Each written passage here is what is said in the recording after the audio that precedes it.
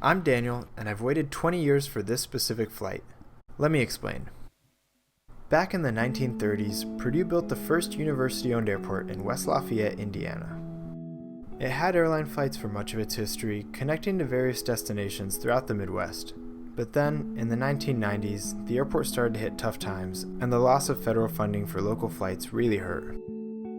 Service to Chicago and Detroit continued into the 2000s, but low load factors eventually drove those away. On top of issues faced by many small airports, Purdue also struggled with a lack of awareness about the flights even existing. American then had a brief 2-year attempt at flights here, which ended with the very last airline flight on February 15, 2004. That's when I showed up. As a kid, I loved wandering around the terminal and watching planes go by, which sparked a lifelong interest in aviation. But for my entire life, the terminal has looked like this. Completely empty, with remnants of long-gone flights. Outside of being used for charter flights, it was little more than a cool study spot. I've long since moved from Indiana, but always kept up with the local news. Greater Lafayette has really grown in recent years, and in 2023, that growth finally started to hit the airport. First, the university announced the construction of a new terminal set to open in 2025. And then, in December, the announcement came that after more than 20 years, airline service would finally return to the Purdue Airport.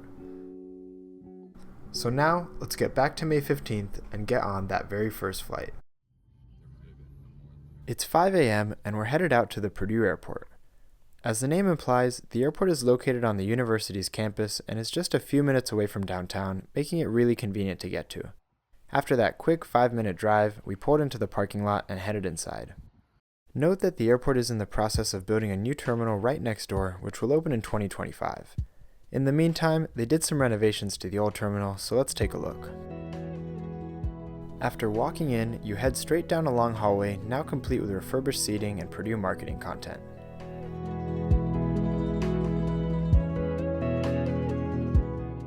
At the end of that hallway is Southern's check-in desk. Since they don't offer online check-in, we stopped by here and got our boarding passes. After you've checked in, you can sit here in this waiting area, complete with a TV and a few vending machines. Southern also has complimentary coffee, which is a nice touch, especially on a 6 a.m. flight. Once everyone was ready, security opened, which took me a grand total of 3 minutes to get through. Right next to TSA is the gate, which soon opened for us to board our flight. Today, we're flying on Southern's newly painted special Purdue livery Cessna 208. As a completely biased judge, I'll say that this is easily the coolest livery I've seen on a commuter plane.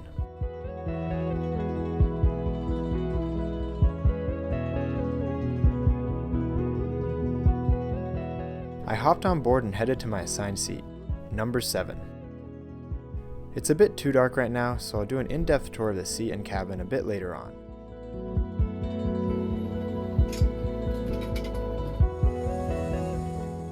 At 6:08 a.m., we started our taxi towards runway 10.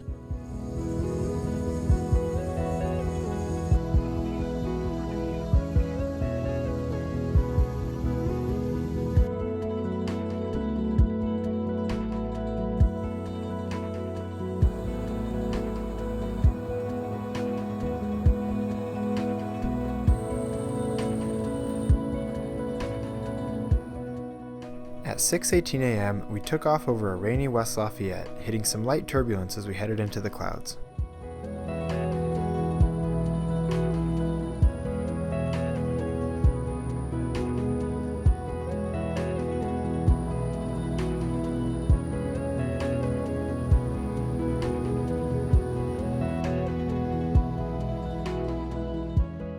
Most of our flight was spent in the cloudy Midwest sky as the sun continued to rise. The Cessna Grand Caravan's large windows provide for some great views in all directions. Today's trip will take us 60 minutes, cruising between 8,000 and 9,000 feet. Note that this flight usually takes about 45 minutes, but weather or traffic seem to have pushed our route a bit further east. Now that there's more light, let's take a look at this cabin. This aircraft has 1 row with 3 seats and 3 rows in a 1-1 configuration, holding a total of 9 passengers. The seat itself is basically a really well padded car seat. Between that padding and the very generous legroom, I found these seats to actually be really comfortable. Each seat also has a reading light and adjustable air vent up above, both of which worked pretty well.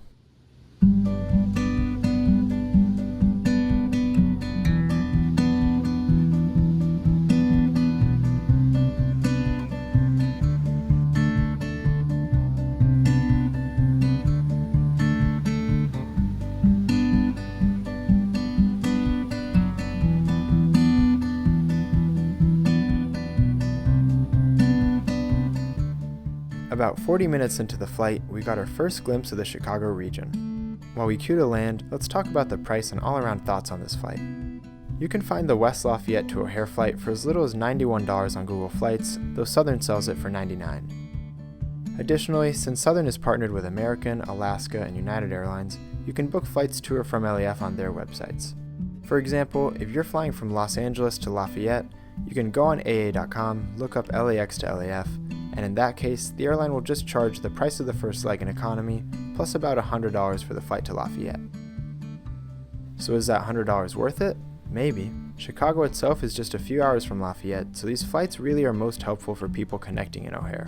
Beyond just always saving a few hours of driving, this flight also avoids the rush hour traffic jams that can make getting to or from O'Hare an enormous hassle. Also, since you check your bags and go through security in Lafayette, you don't have to worry about dealing with the lines in Chicago. Instead, we made it from the check-in desk, through security, and onto the plane in fewer than 10 minutes. For reference, these flights come out to about $35 more than comparable shuttles. Lastly, if you're someone who'd otherwise drive, it's relevant to consider how much cheaper parking is at LAF.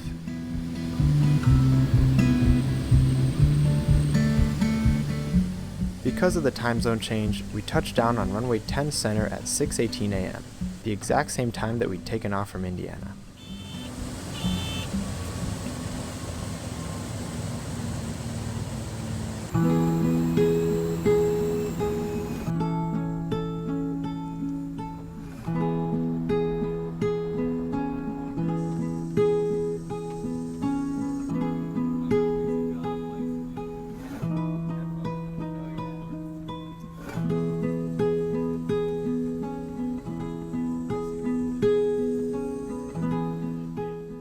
All of Southern's flights arrive and depart from gate F4 here in Chicago, which we taxied into right on schedule.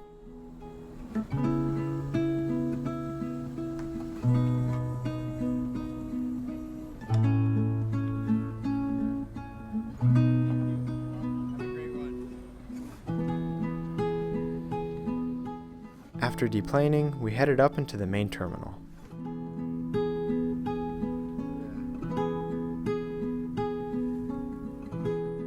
Following a few hours in Chicago, we headed right back to the airport and flew back to Lafayette. As we touched down in West Lafayette, I was thrilled to finally scratch off the item at the very top of my bucket list.